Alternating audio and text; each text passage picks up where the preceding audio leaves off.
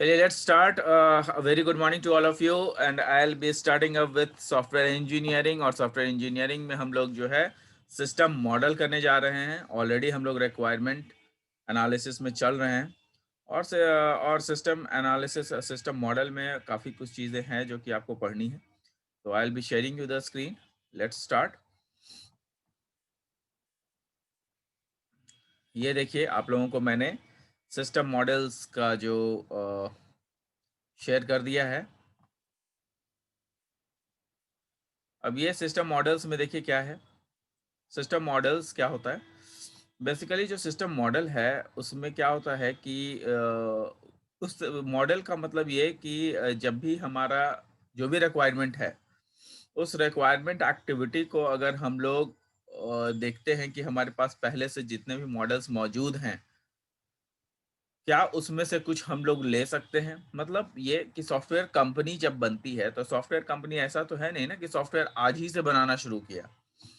Software कुछ ना कुछ पहले से बनता रहता है, चलता रहता है. तो होता क्या है कि जब नए कुछ सॉफ्टवेयर्स की चीज़ें आती है, नया कुछ आता है सॉफ्टवेयर में, तो उसमें हम लोग क्या करते हैं कि जब भी सॉफ्टवेयर का कुछ नया आता है तो हम लोग पहले से बने हुए मॉडल से जो कुछ लेना होता है वो हम लोग उसमें से डाल सकते हैं. कहने का मतलब ये है कि ऐसा नहीं है कि पहले से जो सॉफ्टवेयर बना हुआ होता है उसको उसकी कई सारी प्रोग्रामिंग फिर से ज़रूरत पड़ती है नए चीज़ में ढालने की. नए जो प्रोग्रामिंग्स हैं उसमें ज़रूरत पड़ती है सेम प्रॉब्लम को सॉल्व करने की. तो सेम प्रॉब्लम को सॉल्व हम लोग कैसे करेंगे. हम लोग अलग से फिर से उतना कोडिंग नहीं करते हैं. हम लोग क्या करते हैं कि पहले से जो कोडिंग हम लोग के पास मौजूद है उसको उसमें इनबिल्ड करते हैं. तो वो सिस्टम मॉडल्स हमें पता होना चाहिए. मॉडल्स कहने का मतलब कि जितने भी अलग अलग टाइप के जो मॉडल्स हैं वो हमें पता होना चाहिए कि आखिर कौन कौन सी चीजें की हमें जरूरत पड़ सकती है और कौन कौन सी चीजें अवेलेबल है हमारे पास. ठीक है. तो उसकी वजह से क्या होता है कि उसकी वजह से आप बहुत ही सही तरीके से आप सिस्टम को पहचान पाते हो कि कौन कौन सी चीजों की ऑलरेडी जरूरत है और कौन कौन सी चीजें हमारे पास बिल्ट हैं. अगर जो जो चीजें बिल्ट है उस पर तो फिर से दोबारा मेहनत नहीं करेंगे ना हम लोग. तो देखिए यहाँ पे लिखता भी है डिफरेंट मॉडल्स में be produced during the requirements analysis activity. अब ये डिफरेंट मॉडल्स में भी प्रोड्यूस्ड क्या है. डिफरेंट मॉडल्स में भी प्रोड्यूस्ड कि ऑब्वियसली जब हम लोग नया सॉफ्टवेयर बनाएंगे तो नए तरीके से चलेंगे, नया मॉडल बनाएंगे, है ना. मॉडल क्या होता है. स्ट्रक्चर. तो नया स्ट्रक्चर और एक्टिविटी के साथ उसको हम लोग बनाएंगे. लेकिन होता क्या है कि जब रिक्वायरमेंट एनालिसिस जो होता है, रिक्वायरमेंट एनालिसिस में इन्वॉल्व थ्री स्ट्रक्चर एक्टिविटी. देखिए यहाँ पे स्ट्रक्चर लिख भी दिया है. Three structuring activities. अब ये तीन स्ट्रक्चर एक्टिविटी को ध्यान में रखता है. अब ये तीन स्ट्रक्चरिंग एक्टिविटीज है क्या, which results in three different models. पहला पार्टिशनिंग, दूसरा एब्स्ट्रैक्शन, तीसरा प्रोजेक्शन. ना व्हाट इज पार्टिशनिंग. पार्टिशनिंग का मतलब ये होता है कि आपको एक सॉफ्टवेयर को का जो रिक्वायरमेंट है उस रिक्वायरमेंट के अनुसार आप पर्टिकुलर सॉफ्टवेयर को डिफरेंट मॉड्यूल्स में बांट देंगे, है ना. डिफरेंट मॉड्यूल्स में बांट देंगे. और वो डिफरेंट मॉड्यूल्स में कैसे बांटेंगे. जब तक आप उसका स्ट्रक्चर को डिफाइन नहीं करेंगे अलग अलग, तो उसको अलग अलग डिफाइन करने के लिए आइडेंटिफाई करना होगा कि what can be the different structural activities या एंटिटीज बिटवीन रिलेशनशिप्स. तो यहाँ पे वही चीज लिखी हुई है कि पार्टीशनिंग करना होता है, आइडेंटिफाइज द स्ट्रक्चरल या part of relationship between entities. तो एंटिटीज के बीच में जितने भी स्ट्रक्चरल एक्टिविटीज हैं उसको हम लोग अलग करेंगे, डिफाइन करेंगे और उसके बाद फिर उसको पार्टीशन करेंगे. उस हिसाब से उसको पार्टीशन करेंगे ताकि हमारा अलग अलग मॉड्यूल अलग अलग तरीके से काम में लाया जा सके और अलग अलग मॉड्यूल बिल्कुल एक कंप्लीट मॉड्यूल हो, है ना. तो ये सारी चीजें है उसमें. नेक्स्ट आपका जो ये है, नेक्स्ट जो आपका क्वेश्चन है वो ये है कि अब्स्ट्रैक्शन. अब्स्ट्रैक्शन क्या होता है. It identifies generalities among entities. Generalities among entities कहने का मतलब ये है कि जब भी हम लोग बातें करते हैं अब्स्ट्रैक्शन की तो इसका मतलब होता है डेटा हाइडिंग. तो डेटा हाइडिंग हम लोग किस तरीके से कर रहे हैं, डेटा हाइडिंग में कौन कौन सी चीजों की जरूरत पड़ रही है, ये सारी चीजें इसमें रहेंगी. अब डेटा हाइडिंग जो है वो अब्स्ट्रैक्शन है, तो it identifies generalities among entities. Generalities among entities कहने का मतलब कि जो भी चीजें हम लोग इस्तेमाल करने वाले हैं, या जिस तरीके से हम लोगों ने पार्टीशनिंग ऑलरेडी किया है, तो अलग अलग पार्टीशनिंग का अलग अलग हाइडिंग टेक्निक होगा। और वो हाइडिंग टेक्निक कई तरीके से हो सकते हैं, जैसा कि हम लोग प्रोग्रामिंग एक्टिविटीज में कई बार करते हैं, पब्लिक, प्राइवेट और प्रोटेक्टेड करके।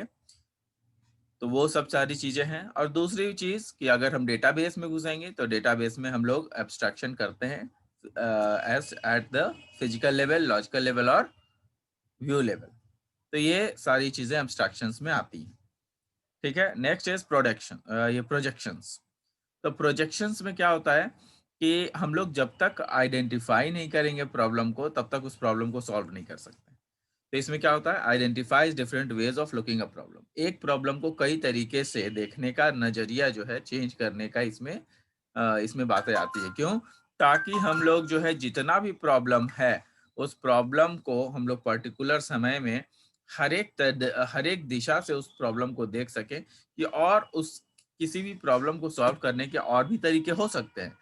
तो जो बेस्ट सूटेड प्रॉब्लम को दूर करने का जो सबसे बेस्ट सूटेड तरीका होगा, वही हम लोग अपनाएंगे। तो that is what is called is projection. System models will, यहाँ पे देखिए एक और है सिनेरियोज। सिनेरियोज में क्या है, सिनेरियोज में एक और चीज दिया हुआ है कि सिनेरियोज क्या होता है, कि सिनेरियोज में डिस्क्रिप्शंस होते हैं किस तरीके से सिस्टम को यूज किया जाएगा। Scenarios are descriptions of how a system is used in practice. They are helpful in requirements elicitations. Requirement elicitations हम लोग अभी जस्ट पहले पिछले क्लास में पढ़ चुके हैं। तो जो रिक्वायरमेंट एलिसिटेशंस है, उसको रिक्वायरमेंट्स क्या क्या है, उस चीज को हेल्प करने में, रिक्वायरमेंट्स को फाइंड आउट करने में, आइडेंटिफाई करने में हमारी मदद करता है। तो सिनेरियोस क्या होते हैं, दे आर सम डिस्क्रिप्शंस। और ये कैसे डिस्क्रिप्शंस होते हैं, ये डिस्क्रिप्शंस कुछ और नहीं है बल्कि सिस्टम को किस तरीके से यूज किया जाए, उसके लिए हम लोगों को हमारे हम लोगों को ये जानना जरूरी होता है कि how the systems will be used, है ना। They are helpful in requirement elicitations, मतलब रिक्वायरमेंट्स को आइडेंटिफाई करने के लिए, कई सारे प्रॉब्लम्स को आइडेंटिफाई करने के लिए हेल्पफुल होता है सिनेरियोस, है ना। As people can relate those more readily than abstract statement. क्यों? क्योंकि उसको जो है कई सारे तरीके से लोगों को जोड़ना होता है, लोगों को समझाना होता है, और कई सारे तरीकों से उसको जोड़ना होता है। तो abstract statement of what they require from a system. तो सिस्टम में किस तरीके से रिक्वायरमेंट होती है, वो चीज़ें जानने के लिए हमें सिनेरियोज की ज़रूरत पड़ती है, और जिसके लिए हम लोग कई बार रिक्वायरमेंट एलिसिटेशंस का प्रयोग करते हैं और सही से उसमें काम करते हैं। Next is scenarios are particularly useful for adding detail in the outline requirements. तो सिनेरियोज और किस लिए यूज होता है, सिनेरियोज हम लोग इसलिए भी यूज करते हैं क्योंकि they are useful in adding details. Details को हम लोग ऐड करते हैं उसमें। एडिंग डिटेल, किसका डिटेल, मतलब रिक्वायरमेंट्स का डिटेल, और क्या कौन कौन से रिक्वायरमेंट्स हैं उसका डिस्क्रिप्शन जो है हम लोग सिनेरियोज के अनुसार देते हैं। जैसे सिनेरियोज का मतलब ये हुआ कि अभी सॉफ्टवेयर देखने का, अभी सॉफ्टवेयर जो काम कर रहा है वो किस तरीके से काम कर रहा है। थोड़ा सा अगर मान लिया हमने एनवायरनमेंट चेंज कर दिया, जैसे ऑपरेटिंग सिस्टम बदल दिया, तब वो सॉफ्टवेयर कैसे काम कर रहा है। फिर अगर डिफरेंट प्रोग्रामर्स को हमने बिठा दिया, तो वो कौन कौन सी चीज़ों को पहले इस्तेमाल करेगा। तो these are the different scenarios of a particular software which can be viewed from different aspects. कई तरीकों से, अलग अलग तरीकों से उसको देखा जा सकता है। ठीक है, नेक्स्ट इज एथनोग्राफी। एथनोग्राफी क्या होता है? A social scientist spends a considerable time observing and analysis how people actually work. तो एथनोग्राफी का मतलब पहले समझिए। होता क्या है कि कई बार कई लोग जो स्कॉलर्स होते हैं, वे लोग इस चीज़ पर ध्यान देते हैं कि, और ऑब्जर्व करते हैं कि आखिर किसी पर्टिकुलर चीज़ पर किस तरीके से लोगों का रिएक्शन आता है। उसको लोग देखते किस तरीके से हैं, उसको एनालाइज कैसे करते हैं, ये सारी चीज़ें इंपॉर्टेंट चीज़ें हैं, है ना? तो बेसिकली जो आपका एथनोग्राफी है, ये क्या है? अ सोशल साइंटिस्ट जो है वो स्पेंड करता है अपने टाइम को ये ऑब्जर्व करने में कि पीपल एक्चुअली जितने लोग हैं वो किस तरीके से अपने अपने काम को अंजाम देते हैं, किस तरीके से अपना काम करते हैं। तो ये चीजें यहाँ पर हमें समझ में आती है। People do not have to explain the articulate their work. People do not have to explain or articulate their work. कहने का मतलब जो बंदे हैं उनको अपने वर्क को एक्सप्लेन करना नहीं आता है जनरली, लेकिन जो उसी में स्कॉलर्स हैं, जो पीएचडी लोग हैं, उन लोग उस चीज को अच्छे तरीके से रिप्रेजेंट कर सकते हैं आपके सामने। Social and organizational factors of importance may be observed. तो सोशल एंड ऑर्गेनाइजेशनल फैक्टर्स जो होते हैं वो भी कई बार चेक किया जाता है, कई बार देखा जाता है कि जो सोशल और ऑर्गेनाइजेशनल फैक्टर्स हैं वो किस तरीके से ऑब्जर्व किया जाता है कि वो किस तरीके से आगे काम करेगा।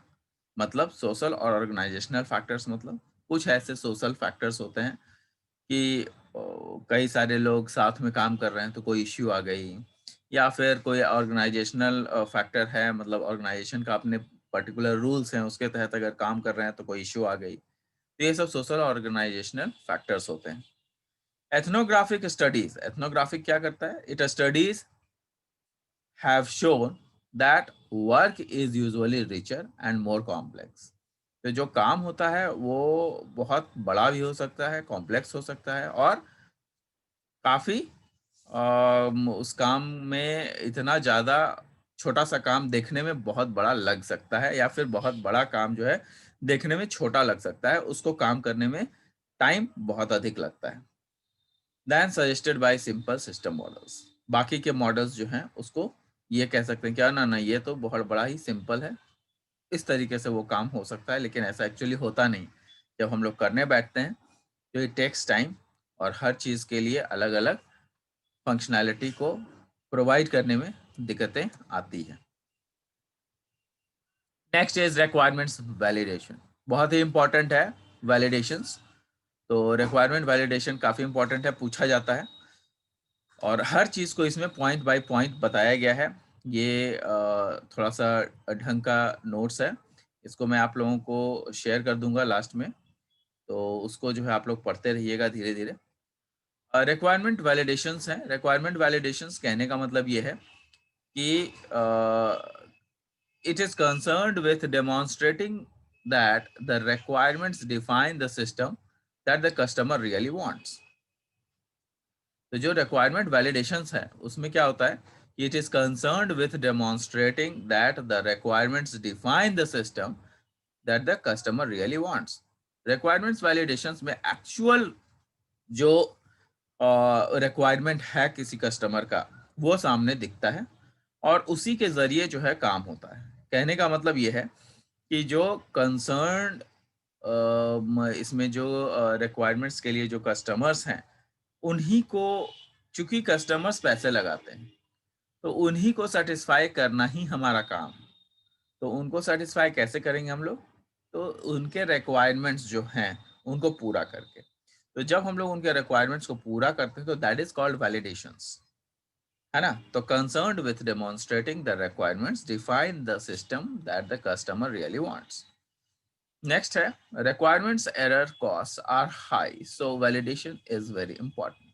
कई बार ऐसा होता है कि जो रिक्वायरमेंट्स में एरर्स आते हैं वो एरर्स जो है इस तरीके के होते हैं कि उसमें दिक्कतें बहुत ज़्यादा आती है, और रिक्वायरमेंट्स का कोई मतलब हिसाब किताब नहीं होता, काफ़ी बढ़ सकते हैं रिक्वायरमेंट्स। तो रिक्वायरमेंट्स अगर बीच में बढ़ाना चाहेंगे तो उसका कॉस्ट बहुत आ जाएगा, क्योंकि उसको हमें शुरू से ही देखना होगा। एक बार आपने रिक्वायरमेंट बता दिया तो इट्स वेल एंड गुड, वो दिक्कत नहीं है, लेकिन अगर बीच में हम कहीं चेंजेस करते हैं तब उसका कॉस्ट काफ़ी हाई जा सकता है। तो रिक्वायरमेंट्स में जो एरर्स हैं उसको पूरा करने के लिए जो है वैलिडेशंस हम लोगों को लगाने पड़ते हैं कि रिक्वायरमेंट्स में हम आपको ये देंगे, ये देंगे। इसके अलावा हम आपको और ज़्यादा चीज़ें प्रोवाइड नहीं कर सकते हैं। तो उसको हम लोग क्या करते हैं, हम लोग उसको फिक्स कर देते हैं कि रिक्वायरमेंट्स आपका फिक्स हो गया, अब इससे ज़्यादा ना बढ़ेगा ना घटेगा। मतलब नंबर ऑफ फंक्शनैलिटीज़ ना बढ़ेंगे ना घटेंगे। तो फिक्सिंग अ रिक्वायरमेंट, देखिए यहाँ पे हो गया, फिक्सिंग अ रिक्वायरमेंट्स एरर आफ्टर डिलीवरी में कॉस्ट अप टू 100 टाइम्स। तो एक बार हमने जब डिलीवर कर दिया सॉफ्टवेयर को, उसके बाद अगर आप कहेंगे कि नहीं इसमें ये चीज़ लगा दीजिए, वो चीज़ लगा दीजिए, तब जो है आपका जो दिक्कत है वो बढ़ जाएगा। क्यों? क्योंकि वो कॉस्टली हो जाएगा। क्यों? क्योंकि हमने उसके लिए इंजीनियर्स लगाए, उसके लिए हमने काम पे बंदे लगाए, उसके लिए हमने एक टीम तैयार किया, और जब आपको हमने दे दिया सॉफ्टवेयर, उसके बाद अब आप कहें कि नहीं इसमें ये डालो, तो प्रॉब्लम बढ़ जाएगा, क्योंकि हमें फिर से टीम बनानी पड़ेगी, फिर से वो सारा काम करना पड़ेगा। तो ऑब्वियसली उसी चीज़ पर काम करने के लिए हम लोग दूसरे काम का भी हैम्पर करते हैं, तो उसी काम को करने के लिए पैसे बढ़ जाते हैं। रिक्वायरमेंट्स चेकिंग क्या होता है? तो रिक्वायरमेंट्स चेकिंग हमेशा ये ध्यान में रखा जाता है कि रिक्वायरमेंट्स को जब हम लोग चेक करते हैं, तो इसका मतलब ये है कि रिक्वायरमेंट्स पर पहला चीज़ वैलिडेशंस लगाया गया है। दूसरा, रिक्वायरमेंट्स जो भी हो वो कंसिस्टेंट होना चाहिए, मतलब रिक्वायरमेंट्स की कंसिस्टेंसी जो है वो बदलनी चाहिए नहीं चाहिए। आज रिक्वायरमेंट कुछ, कल रिक्वायरमेंट कुछ, ऐसा नहीं होना चाहिए। तीसरा, जो भी रिक्वायरमेंट है उसको कंप्लीटनेस प्रोवाइड किया जाए, मतलब कंप्लीट सॉल्यूशन उसका प्रोवाइड किया जाए। चौथा, जो रिक्वायरमेंट्स है वो रियल लगना चाहिए, दिखना चाहिए, इमेजिनरी नहीं होना चाहिए। कहने का मतलब ये है कि आपका जो आपने रिक्वायरमेंट्स दिया है, वो रिक्वायरमेंट्स एक्चुअली रियल में एग्जिस्ट करना चाहिए, मतलब हवा में बातें नहीं होनी चाहिए। Next is वेरीफाएबिलिटी। वेरीफाएबिलिटी क्या होता है? वेरीफाएबिलिटी का मतलब होता है कि जो भी आपने रिक्वायरमेंट्स दिया और हमने उसको अगर पूरा किया, तो उसको आप वेरीफाई करेंगे, मतलब जो क्लाइंट है वो वेरीफाई करेंगे। क्यों? क्योंकि after all they have to give the money. तो उन लोगों को ये वेरीफाई करना होता है कि भैया हमने अपना काम कर दिया, अब आप अपना देख लीजिए कि आपके अनुसार सारी चीजें सही है कि नहीं है। ठीक है? तो उसी रिक्वायरमेंट्स वैलिडेशन के लिए जो है, ये सारे रिक्वायरमेंट वैलिडेशंस हैं। तो रिक्वायरमेंट वैलिडेशंस के लिए हम लोग क्या लगाते हैं? रिक्वायरमेंट वैलिडेशन टेक्निक लगाते हैं। ठीक है? तो ये देखिए रिक्वायरमेंट वैलिडेशन टेक्निक है। रिक्वायरमेंट वैलिडेशन टेक्निक क्या होते हैं? तो रिक्वायरमेंट वैलिडेशन टेक्निक्स हैं, सबसे पहला रिव्यूज। रिव्यूज क्या होते हैं? Systematic manual analysis of the requirement. मतलब अगर एक बार सॉफ्टवेयर बनाए जा रहे हैं, तो उसको हम लोग मैनुअली चेक कर लेते हैं, कि उसकी एनालिसिस कर लेते हैं कि वेदर जो रिक्वायरमेंट था वो सारा पूरा हुआ है कि नहीं हुआ है। तो एक बार काम करने के बाद उसको रिव्यू करते हैं कि भैया हमने सारा काम किया या नहीं किया। तो that is called systematic manual analysis. ठीक है? दूसरा है प्रोटोटाइपिंग। प्रोटोटाइपिंग क्या होता है? हमेशा ये चीज पूछा भी जाता है, prototyping, what do you understand by prototyping? तो प्रोटोटाइपिंग क्या होता है? It is using an executable model. कहने का मतलब जो पहले से एग्जिस्टिंग मॉडल है उसको हम लोग इंक्लूड कर सकते हैं। मैंने आपको अभी भी बताया था कि जो पहले से मॉडल हमारे पास ऑलरेडी एग्जिस्टिंग मॉड्यूल है, उसमें से कोई चीजें अगर हम लोग लगाते हैं, तो उसको हम लोग प्रोटोटाइपिंग कहते हैं। Using an executable model of the system to check the requirements. तो कई बार हम लोग रिक्वायरमेंट्स को चेक करने के लिए भी पहले से मौजूद जो पहले से हमारे पास मॉडल्स होते हैं, उनके द्वारा भी हम लोग ये काम करते हैं। तो ये इसको हम लोग प्रोटोटाइपिंग करते हैं। Next is test case generation. Test case generation क्या होता है? Developing test for requirements to check testability. तो टेस्ट केस जनरेशन क्या होता है? कि developing test for requirements to check testability. तो डेवलपिंग टेस्ट फॉर रिक्वायरमेंट्स कहने का मतलब कि हमेशा जो है जितना भी काम होता है, तो हर चीज़ के लिए हम लोग जानते हैं कि टेस्टिंग की जाती है, हर एक पार्ट के लिए टेस्टिंग की जाती है। तो ये जो टेस्टिंग की जाती है, ये टेस्टिंग कुछ और नहीं है बल्कि आपके सॉफ्टवेयर की ही टेस्टिंग है। तो सॉफ्टवेयर की टेस्टिंग जब हम लोग करते हैं, तो उसके लिए मैंने आपको बताया था कि हम लोग we try to document it, उसको टेस्ट केसेस बोलते हैं। तो जब टेस्टिंग की जाती है तो उसके लिए टेस्ट केसेस लिखे जाते हैं। तो जब टेस्ट केसेस हम लोग लिखते हैं तो वो टेस्ट केसेस क्या करते हैं, दे चेक द टेस्टेबिलिटी, कहने का मतलब कि टेस्ट हुआ है कि नहीं हुआ है। उस विदाउट टेस्ट जो है हम लोग टेस्ट केसेस नहीं लिख सकते। तो ये चीज़ें हम लोगों को देखना होता है कि आखिर टेस्ट केसेस जो हम लोगों ने लिखे हैं या फिर टेस्टेबिलिटी हुई है कि नहीं हुई है। तो that is also one thing जो कि रिक्वायरमेंट वैलिडेशन टेक्निक्स में आता है। Next the last point is automated consistency analysis. Automated consistency analysis कहने का मतलब ये है कि आपका जो रिक्वायरमेंट है वो कंसिस्टेंट होना चाहिए। कहने का मतलब कि आपका यहाँ पे देखिए मैंने लिखा हुआ है checking the consistency of a structured requirement description. जो भी आपका रिक्वायरमेंट है दैट शुड बी स्ट्रक्चर्ड। तो स्ट्रक्चर्ड है जो चेकिंग का जो चेकिंग जो आपका होता है उसके लिए क्या होता है कि स्ट्रक्चर्ड रिक्वायरमेंट डिस्क्रिप्शंस होते हैं। तो स्ट्रक्चर्ड रिक्वायरमेंट्स डिस्क्रिप्शन है checking the consistency of a structured requirements descriptions. कहने का मतलब ये है कि आपका जो कंसिस्टेंसी है वो चेक होता है कि जो रिक्वायरमेंट है वो सही है कि नहीं है, ऑटोमेटिकली जो काम होना चाहिए वो हो रहा है कि नहीं हो रहा है, जो उसकी एनालिसिस है वो सही है कि नहीं है। तो ये कंसिस्टेंसी जो है हमेशा चेक होती रहनी चाहिए कि आपका जो स्ट्रक्चर हम लोगों ने शुरू में डिफाइन किया हुआ था रिक्वायरमेंट के अनुसार वो रिक्वायरमेंट सही है या नहीं है। तो these are all automated consistency analysis. तो ये 4 पॉइंट हैं, चारों पॉइंट रिक्वायरमेंट्स वैलिडेशंस टेक्निक्स में से आते हैं। 4 में चारों लिख दीजिएगा, 4 नंबर आराम से मिल जाएगा। एकदम बिल्कुल पॉइंट वाइज लिखा हुआ है, कहीं कोई इसमें दिक्कत नहीं। तो I hope I am able to make you understand. तो रिक्वायरमेंट्स मैनेजमेंट है इसके बाद, वो हम लोग नेक्स्ट क्लास में करेंगे। तो थोड़ा बहुत हम लोगों ने आज काफ़ी कुछ किया, रिक्वायरमेंट वैलिडेशंस टेक्निक कर लिए, रिक्वायरमेंट्स ये कर लिया हम लोगों ने, वैलिडेशंस कर लिया। तो जब भी रिक्वायरमेंट वैलिडेशंस पूछा जाएगा तो आप लोग दोनों चीज को लिखेंगे, रिक्वायरमेंट वैलिडेशंस भी लिखेंगे और उसके टेक्निक को भी लिखेंगे। तो ये ध्यान में रखिएगा, ऐसा नहीं कि रिक्वायरमेंट वैलिडेशंस पूछा नहीं गया है क्यों लिखना है, ऐसा नहीं होता है। क्योंकि जब तक आप वैलिडेशंस नहीं बताएंगे उसके टेक्निक्स कैसे बताएंगे आप। तो दोनों चीजें आपको लिखनी होगी, एथनोग्राफी हो गया, सिनेरियोज हो गया, सिस्टम मॉडल्स हो गया। तो ठीक है, काफ़ी कुछ हो गया। तो नेक्स्ट जो है हम लोग नेक्स्ट क्लास में मिलते हैं। We will be doing requirement management, या फिर रिक्वायरमेंट मैनेजमेंट ख़त्म ही कर लेते हैं हम लोग। रिक्वायरमेंट मैनेजमेंट जो है हम लोग ये थोड़ा सा बचा हुआ है, इसके बाद सॉफ्टवेयर प्रोटोटाइपिंग आ जाता है। तो let's do it. Requirement management क्या है ये देख लीजिएगा। Requirement management is the process of managing and changing requirements. ये ध्यान में रखना है कि रिक्वायरमेंट मैनेजमेंट क्या है। It is the process of managing and changing requirements. Managing and changing requirements कहने का मतलब क्या होता है कि अगर रिक्वायरमेंट में सॉफ्टवेयर बना रहे हैं और कुछ नई चीजें आ गई, कुछ नया रिक्वायरमेंट आया, तो उस रिक्वायरमेंट को आपको उसमें इंक्लूड करना होगा। क्यों? क्योंकि उस रिक्वायरमेंट के बिना हो सकता है कि आपका सॉफ्टवेयर जो है वो पूरा ना हो पाए और सही ना हो पाए। तो इस चीज़ को ध्यान में रखना है कि अगर मान लिया कि यही रिक्वायरमेंट मैनेजमेंट है कि if there is something required in the while developing the software, you have to include those requirements.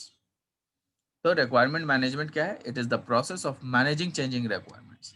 अगर चेंज इन रिक्वायरमेंट है तो उसको तुरंत पूरा करना है। एक दूसरी चीज कि जो आपका रिक्वायरमेंट इंजीनियरिंग प्रोसेस है किसी भी सिस्टम डेवलपमेंट का, तो उसमें क्या होता है कि जो आपका मैनेजमेंट है वो सही होना चाहिए। मतलब पहले कौन सी चीज़ों को काम करना है, दूसरी दफ़ा कौन से चीज़ों को काम में लाना है। तो ये रिक्वायरमेंट मैनेजमेंट में आता है। ठीक है। दूसरा इसमें पॉइंट है requirements are inevitably complete and inconsistent.